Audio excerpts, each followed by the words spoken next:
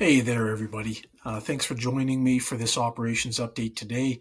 It might be a little bit of a longer one, maybe 10 to 15 minutes or so, as we're going to take a little bit more of a detailed look at our finances, especially based on communication coming up this week, in which we're just making everyone aware of where we're at, specifically when it comes to our cash balance. But before we dive in, I wanted to share a scripture with you, and this is Psalm 100. And I think that it's right that we start here and make sure that we are firmly founded on God and who He is when we talk about our finances. So Psalm 100 says, and this is the NASB version: Shout joyfully to the Lord, all the earth. Serve the Lord with gladness. Come before Him with joyful singing. Know that the Lord Himself is God.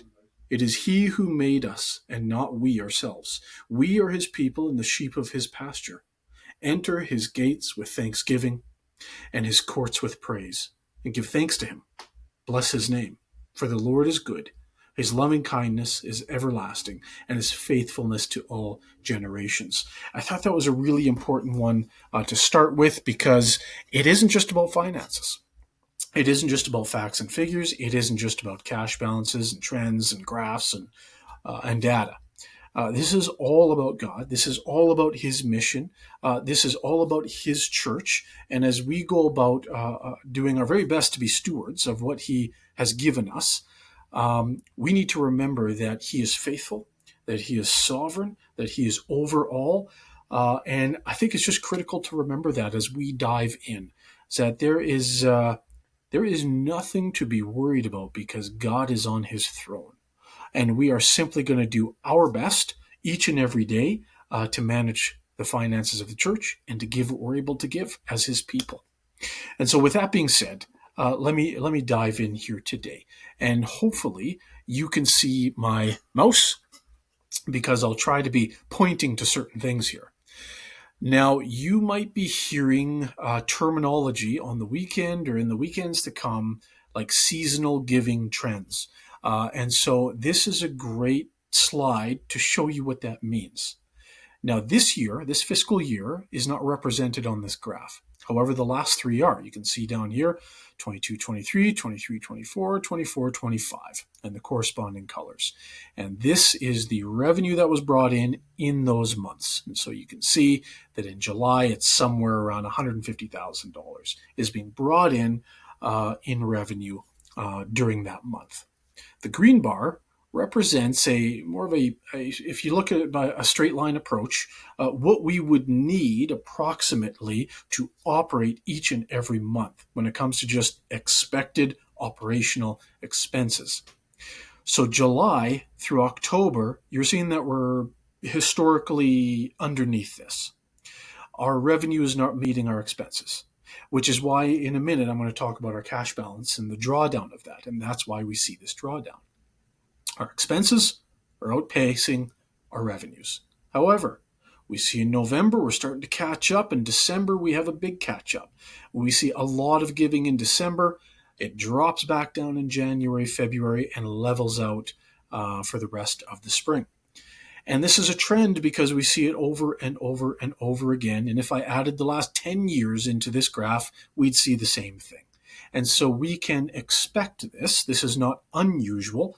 And that's why we adjust our communication around finances to adjust for this exact trend, so that we're giving as accurate of a representation as possible of our actual financial health. If we took a straight line approach, by the time we hit October, like today, we'd be a couple $100,000 behind. And yet when we adjust for a seasonal trend over 3 years, actually, we're not as behind as we think we are, because December's around the corner and there's always a catch-up. But this is a good thing for people to know that there's seasonality in giving trends. Now, if we go down here, this is all of our funds. So all of them together, you see in our 2025-26 revenue budget, this big blue chunk here in the pie chart, that is our ministry fund. That is your facility costs, your capital reserve and replacement fund. That's your personnel costs. That's your ministry costs, administration costs. This is the big general fund that makes Rock Point go.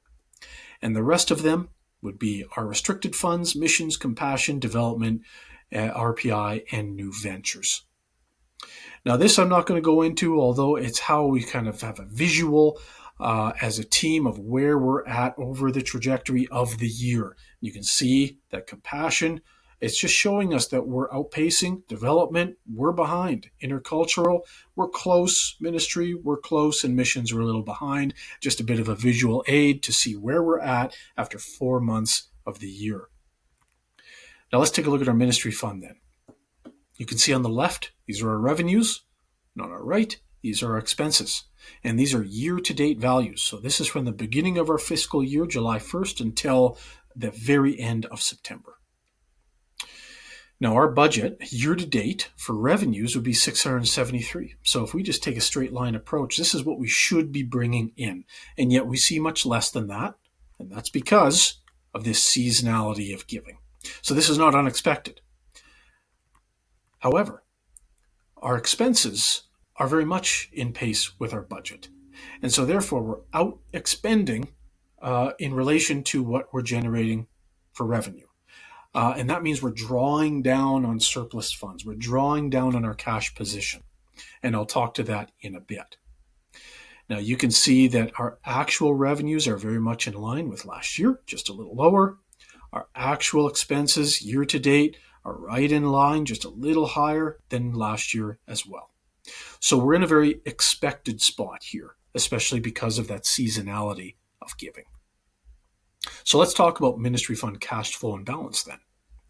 So here you can see the cumulative monthly net cash flow, and there's the July through October dip. This is when we're seeing our expenses are outpacing our revenues. And so we're beginning to dip down here, and this blue line is this year. So you can see there's nothing odd about this at all. This is very much in line with the previous years, and we expect that we will level off here as we approach November and bump up as we dig into December. And then there's a leveling off and a bit of a stabilization through the remainder of the fiscal year. Now, that being said, one of the important things here is this cash balance chart. And you'll see that our overall cash position is a little over $1 million, but that's separated between a bunch of different restricted funds as well. New Ventures, CRRF, Compassion, our development fund, missions fund, they're all in here, and they, have a reasonably similar position here at the end of September as they had at the beginning of the fiscal year. The one fund that is changing the most is the ministry fund in blue, and so you can see this drawdown here. We began the fiscal year at $330,000, and as we go through each month, that has very expected operational costs associated with it. Our revenue is not where we need it to be, again, expected, but we're drawing down on that cash balance. $286 in July, drawing down. $225 in August, drawing down $160,000 here in September. And so it's beginning to get a little lower. And so the reason why this is important to note and why we're bringing it up at this weekend's service is because although it's expected, although it's still the same trajectory as years past, our opening cash position was a little lower than usual. And so therefore, as we draw down, we're starting to draw down pretty low. And so we just need to make sure that we've got our eyeballs on this, that everyone knows about this, and that we ensure we have enough of a cash position for operational realities. Now, how about our restricted funds? Let's take a look at those. Now, this chart, just so you can see some of these bars a little easier, we made the cutoff 50,000, whereas some of the figures down here are greater than that. So I'll point those out. But you can see missions, compassion, New Ventures Bonus, Development Fund, and the Rock Point Intercultural Fund. Blue is target, green is revenue, and this red kind of pink is our expenses. And these again are year-to-date values. So just from beginning of fiscal year until the end of September. So in our missions, and I'll be speaking to this in a moment. Actually, this would go right up to here, this blue bar, because our target's at about $100,000, and yet our revenue is half that. And so our missions fund has been a historically underperforming fund, historically meaning the last maybe 3 to 4 years or so. And so there's communication and some special things we need to do to ensure that this is highlighted well and that we have some catch up so we don't continue to draw down on surplus funds in the missions fund and continue to meet our obligations.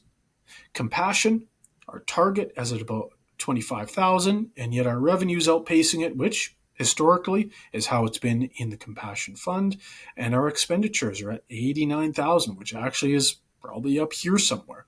The Compassion team has done a great job forging partnerships and finding really unique and awesome ways to help those in need and to help those who are hurting in the name of Jesus with this fund. Bonus New Ventures, they're doing great. They're outpacing their target in both revenue and expenses, but they're in a healthy position. Development is another one I'll speak to in a minute because its target is at about 56,000, so just up here, and yet its revenue is much lower at about just south of $8,000 here, while its expenditures are up. Now, there's a lot in terms of West Hills related expenditures with our land and with discerning what we do with that land, and as well the surprise property tax increase that went from, I believe it was $4,000 a year ago to $121,000. And that was based on the rezoning process, and it was a bit of a shocker to everybody. We went through an appeal process. We were able to win a 15% reduction, but even with 15% reduction, it's still a hefty price tag. And so the development fund will need some special communication and emphasis this year as well. And then you'll see Rock Point Intercultural target being around 20,000, actual revenue being a little under that, and its expenditures a little over that 20,000. And yet they're in a really healthy position because of a large surplus, and so they are doing okay at the moment. So there's a look at our ministry fund, our cash balance, the seasonality of giving, and our restricted funds, just in terms of an overall year-to-date, what's our target, what's our revenue, and what's our expenses. And so you can see that there are a few things we're keeping our eyes on and a few things that need addressing. And so although there are many more priorities for the finance team than what is listed here, I believe these are the four that really bubble up to the top. The first one being that cash balance. And so this weekend, we're going to be speaking to it. Obviously, in this video, that's one of the main things. But in the coming probably 4 to 6 weeks, if we don't see a bit of a leveling off or an increase in that cash balance, we're going to need to speak to it so that we can ensure that we have what is required for operational realities. And so there will be just some communication over the next 4 to 6 weeks. Secondly, the development fund. Now, what's interesting about this is that the development fund is very much paired with the West Hills discernment process right now, and what comes of the next milestones there, which are in the coming, I would say, 1 to 4 months, is going to be much more communication, many more milestones reached there. And so when we hit those, there's going to be some congregational communication about that paired with this development fund. And I'm going to have to call it something much more interesting than Property Tax Weekend, but we're going to have a special time where we begin to address this fund and ensure that it's healthy so that we can pay for the things we need to pay for related to what this fund's purpose is.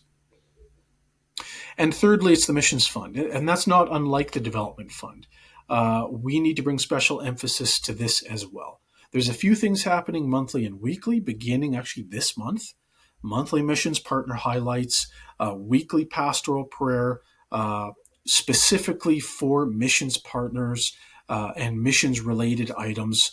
That's going to help, but we also need a special emphasis time. And in February of 2026, we're going to have a special emphasis for not only missions, but for this fund as well, to ensure that we bring some health and start a new reality here, rather than continuously falling short of target and drawing down on surplus funds to meet obligations.